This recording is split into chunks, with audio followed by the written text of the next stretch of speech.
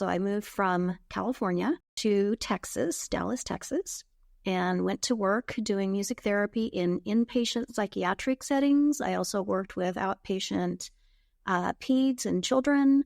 I worked with outpatient adults, so did a lot of different music therapy kinds of things. That didn't last all that long because it was about the time that a bunch of funding was getting cut for those kinds of programs. And so people who were much senior to me were getting cut, and of course I got cut. And so I thought, well, maybe there's not a lot of career security in this. Wandered about a bit, came back to California, and really floundered with trying to figure out what I was going to do. I remember taking a stock brokerage test for one of the houses, and I didn't do very well on it. So you're like, well, that's kind of out. And I had always had really fast fingers and typing skills because I played flute and piano. So like 130 words a minute for typing, no problem, right? I'm really good at that. So I ended up getting a job as a secretary in a commercial real estate office. And I'm dating myself because I hardly ever call them secretaries even anymore. And then for a legal firm, I was an executive secretary for a legal firm principal. And I hired a word processing person for the office.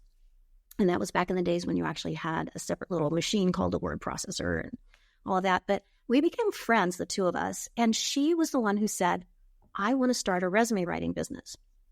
And so we did that together. And I think that's where I can really start thinking about where my better way started showing up in the way that I wrote resumes, because I was really good at it, really good at it. I got creative. I studied people that were also super good at it, and then put my own little twist on things and ended up with, books that were in Barnes and Noble nationwide because of how good the resume work was. And so your interest wasn't necessarily in resumes. It was just in doing something different, maybe, or outside of taking your skills and applying it to something. Yeah. So when you talk about you find better processes or systems or some of those things, I was good at better ideas, I think. And because I had, remember there's that therapy background, because I had the ability to sit down and create trust with people, I could pull stuff out of people to interview people to get the resume material.